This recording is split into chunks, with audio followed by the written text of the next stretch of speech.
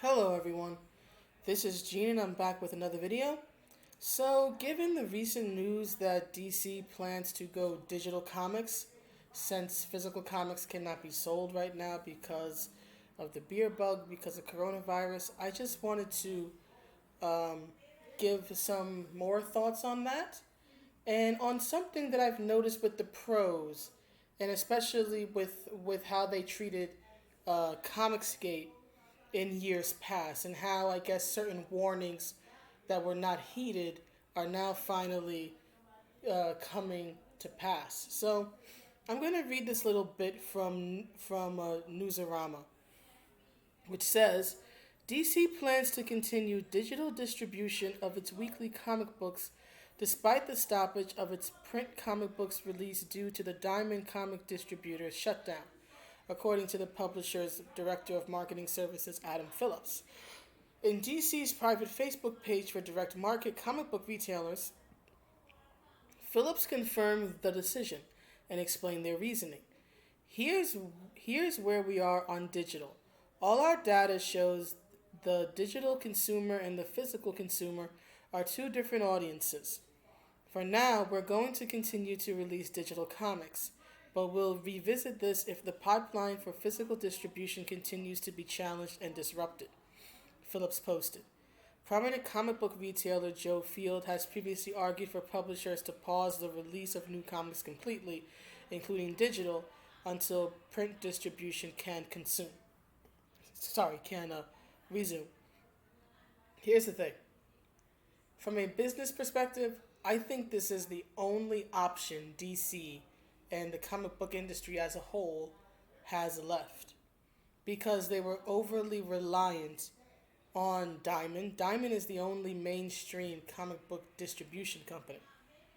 There used to be like at least one other one, but then Diamond won out, and now they were the only ones.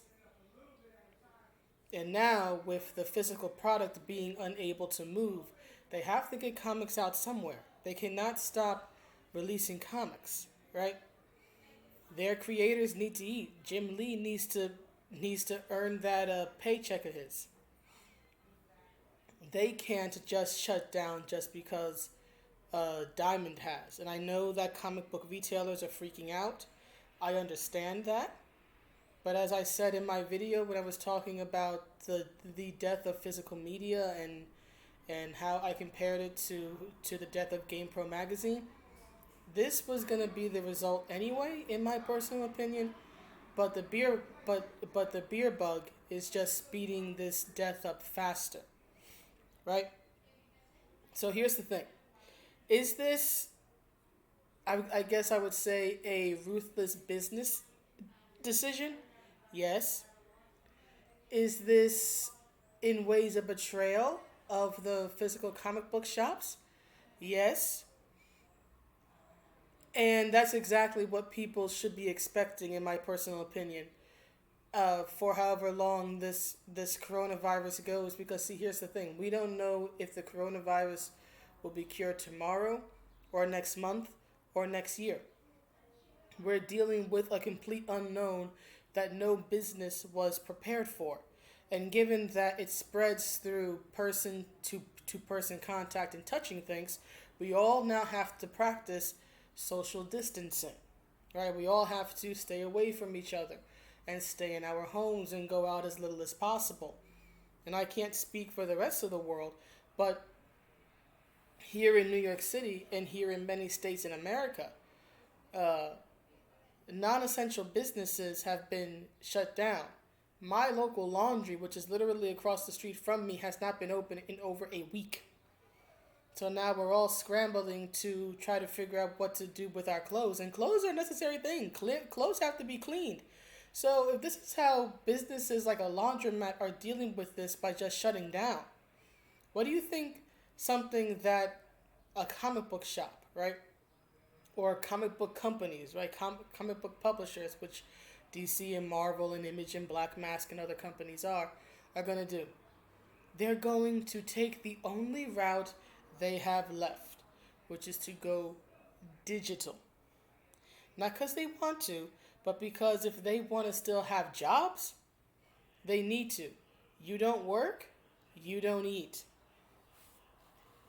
And interestingly enough, here is a tweet from Mags Visaggio, who, especially in Comicsgate circles, is not a well liked figure because she does not produce very well written comics. She wrote a comic for, I think it was Dazzler a few years ago, and it was pretty much just her own self insert story that went nowhere. She's done her own independent comics, but she tweeted recently that she was considering doing a webtoon. And what's interesting is that I actually went through Mag's feed because I saw this on Comics Matters channel, and then I checked it out for myself. Max is, at least at the moment, actually tweeting some cold, hard truths about the comic book industry, and in particular about comic shops and how they were already on a decline, and there's little hope for them to come back. Now, here are one of the many tweets about this. She has many there. I mean, like, of all the people I thought would actually be posting sensible tweets about the state of the comic book industry, and in particular the state of comic shops, and how it's been on a decline for the longest. Someone actually having a level head about this, because there are many people I'm seeing online who are very emotional and very vehemently against going digital because they're attached to the physical copy of a comic book, and they're attached to their stores. I hate to be the bearer of bad news for those people, but it's the end of an era. That era for them, for the most part, is over. If you want comic books at all, digital is going to be increasingly, if not exclusively in time, the way to go. I'm not happy about it, but progress marches on. This in my opinion, was bound to happen regardless, but now it's going to be less of a gradual change, right? Now it's going to be a much more sudden change because of the coronavirus, making it a necessity for those who have that online option. And the fact of the matter is that DC, Marvel, Image, these companies, even a lot of lower, not as well known indie companies, do have online options. And they're going to need them.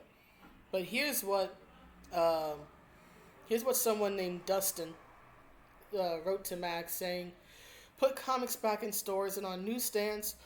Also, why not have the major publishers work with comic shops to figure out what can be done? Have your Vagrant Queen, which is a comic that Max made, that's been at least largely panned in the Comicsgate group, but leave established characters alone. Robin is not a non-binary Cuban refugee with a foot fetish. He's Robin."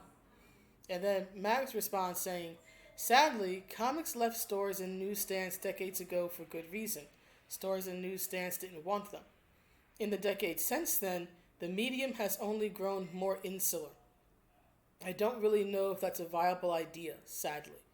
I'll ignore the rest of your comment." And here's the thing. Max is right. It's a bitter pill to swallow. It's a cold, hard truth. But Mags is absolutely right, and she actually, I guess you could say, drops more truth bombs in several more responses on her Twitter feed. Again, I never thought it'd be Mags, of all people, in the Comics Pros having a level head. But it is.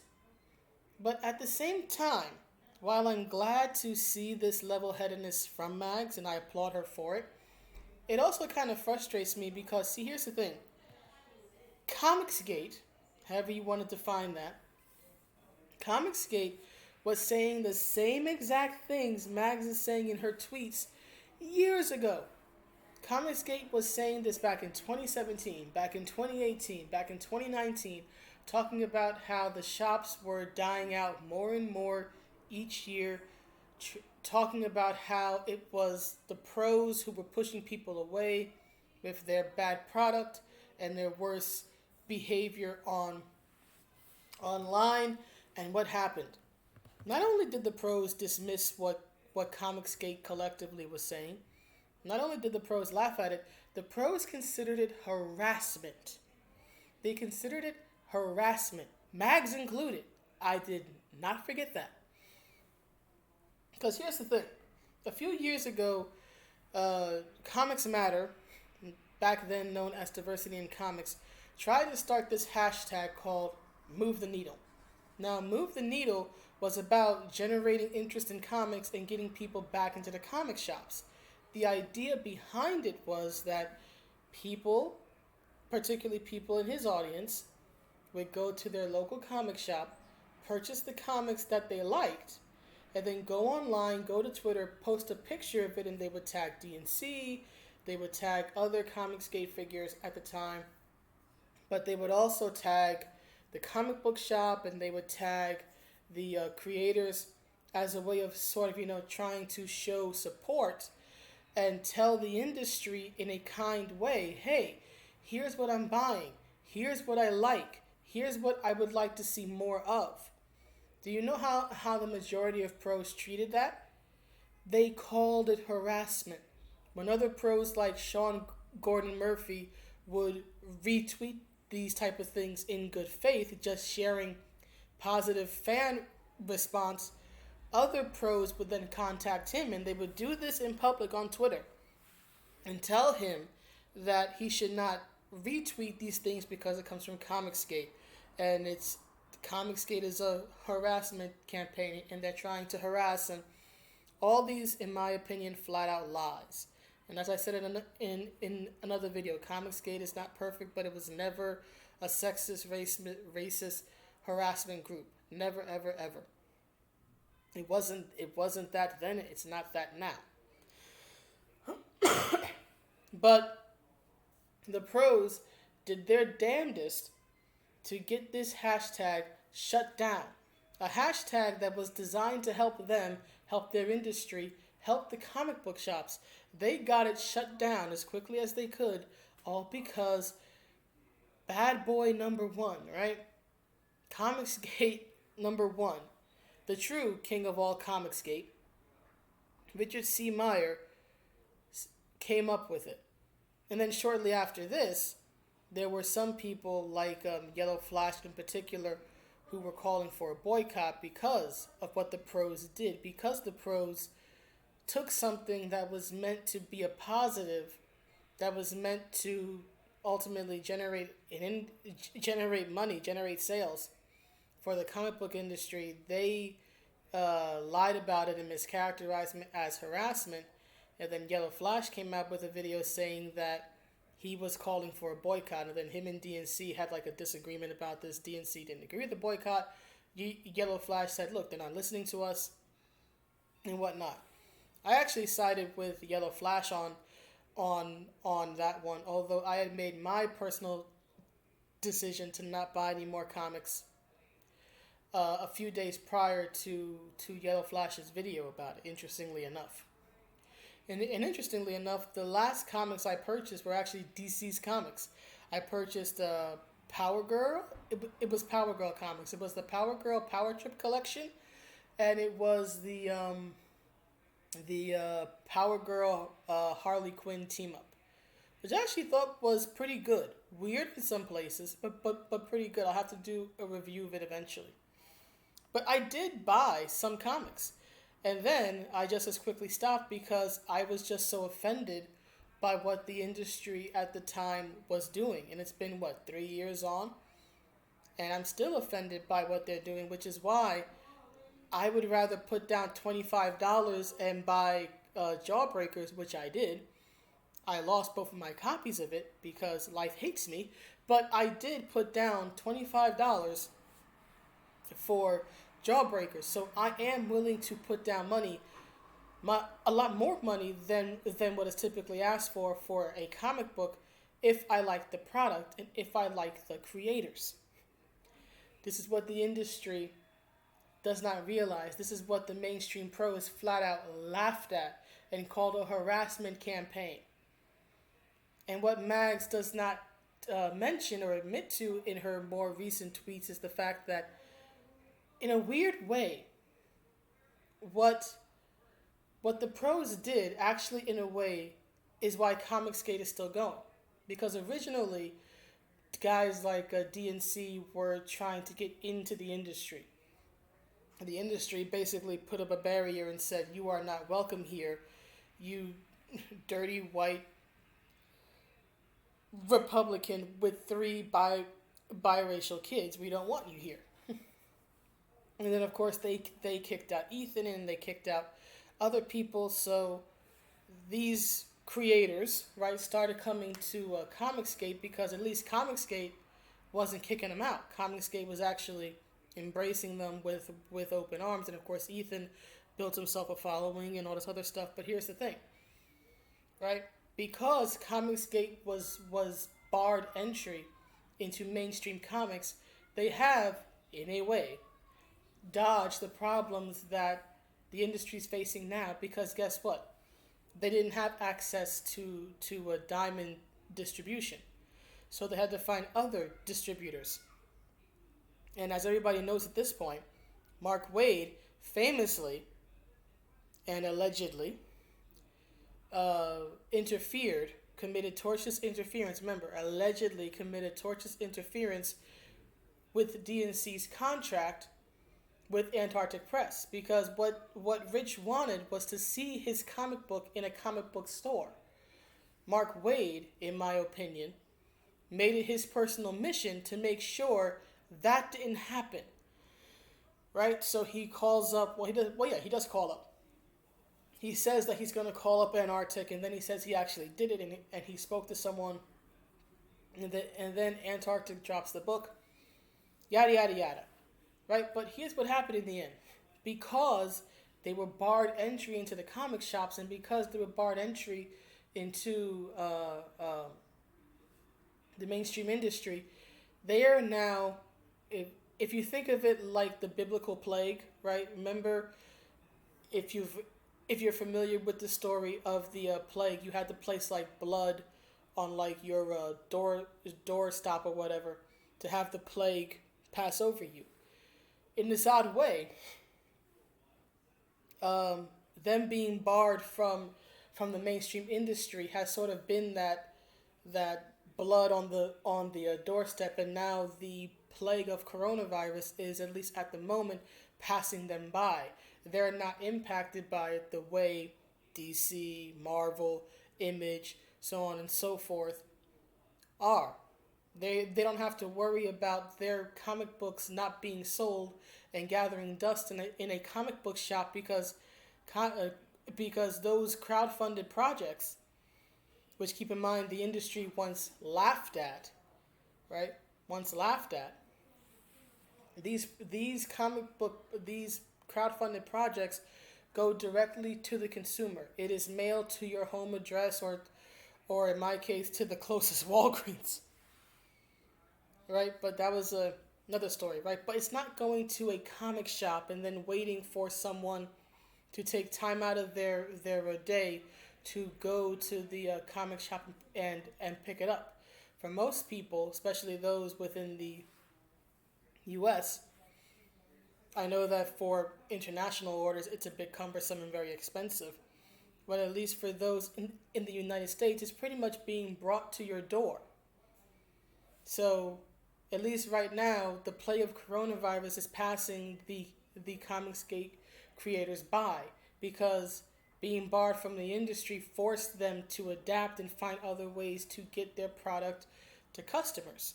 Now, I will caution Comicsgate about one thing. Don't fall in love with this model either. Because here's the thing. If it's deemed by the government that, like, the post office needs to shut down, or if they deem that, look, it's only essential items that should be mailed, that means the comics won't be sent to the individual homes of people either, or to their nearest Walgreens in my case. Right? So I would encourage people within Comicsgate to have digital distribution as a backup. I'm not saying it's a card that they have to play this instant. It's not. But you never know what could happen with this coronavirus. More and more things, at least here in New York, I can't speak for the rest of the country or the world, but here, day after day, things get tighter. More businesses are closing up shop, and we don't know if they're going to open again.